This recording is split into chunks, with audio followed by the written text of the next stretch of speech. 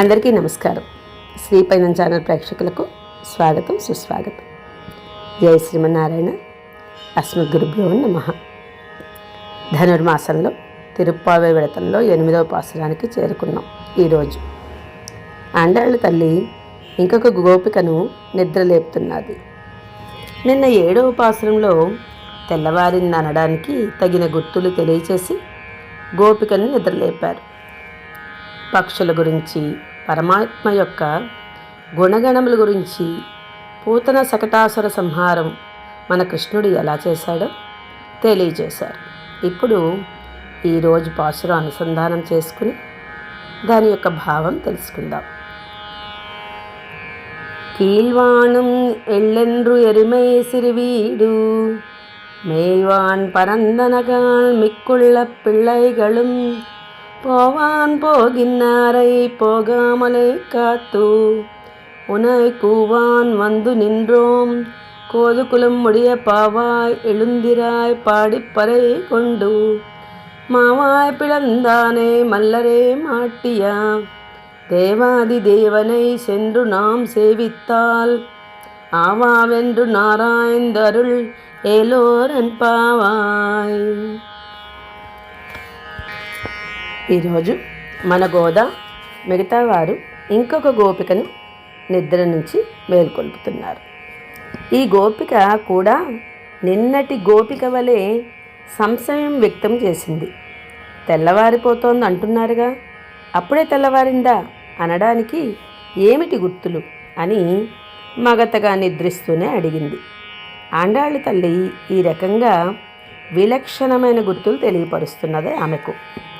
తూర్పు దిక్కున సూర్యుడు ఇప్పుడిప్పుడే ఉదయిస్తున్నాడు అనగా ఆ గోపిక పరమాత్మను చూడవలననే అమితోత్సాహం వలన మీలో ఎవరి ముఖమో కాంతితో నిండి ఉండి వారు తూర్పు వైపు చూసి ఉండడం వలన వారి ముఖ కాంతినే తూర్పున ఉదయిస్తున్న సూర్యకాంతని దాన్నే తెల్లవారినది అని అనుకుంటున్నారా? అది తెల్లవారుట కాదు అని పలికినది. అయితే ఆమెకు సమాధానంగా ఇంకొక గుర్తు తెలియజేస్తున్నారు. గేదెలన్నీ గుంపులు గుంపులుగా పచ్చిక మేయుటకు చిరుమేతకు బయలుదేరినవి. అంటే వారి భావం ఏమంటే, గేదెలు నలుపు కావున చీకటి తొలగి తూర్పు దిక్కు నుంచి తెల్లవారుతున్నది అనే భావనతో ఇంకొక గుర్తును సూచనగా తెలియజేశారు మన వాళ్ళు. ఆ గోపికకు ఆమె సంతృప్తి చెందకపోవచ్చే రాత్రి కృష్ణుని యొక్క సమాగమం పొందగలిగాడు వారు కనుక తెల్లవారిపోతే ఇక కృష్ణుడు లభించడనే బెంగతో మేలుకొని కూడా నీవు రావటం లేదా ఏమి, అలాగే పడుకొని ఉంటివా అని అడుగుతున్నారు మన వాళ్ళు ఆ గోపికను. ఆమె దానికి కూడా తృప్తి చెందక లేదులే, తెల్లవారిందనడానికి ఇంకేమైనా గుర్తు చెప్పగలరా మీరు అని అడిగినది. అప్పుడు మన గోదా ఈ రకంగా ఇంకొక గుర్తు చెప్తోంది. అమ్మ, ఊర్లో అందరూ శ్రీకృష్ణుని వద్దకు పెద్ద సమూహంగా వెళుతున్నారు. అందరూ శ్రీకృష్ణుని వద్దకి చేరుట కొరకే అయినా అసలు చేరగలమా లేదా అనే విచారం కూడా లేకుండా పరమానందంతో ఆ దారిన పడి నడిచిపోతున్నారు. అప్పుడు ఆ గోపిక, సరే అందరూ వెళ్తున్నారు కదా, మీరు కూడా వెళ్ళిపోండి అంది. అప్పుడు వారు ఈ రకంగా చెప్పారు. అమ్మా, అందరూ ప్రయోజనంతో పోతుంటే వారందరినీ ఆపి నిన్ను కూడా తోడ్కొని పోవాలి అని నీ ఇంటి తలుపు వద్దనే నించుని నిన్ను పిలుస్తున్నాం. తొందరగా లేచి వస్తే ఆయన సేవ చేసుకున్నట్టుకు వెళదాం అంది. ఎవరైనా అంటే ఒక గుర్రం రూపంలో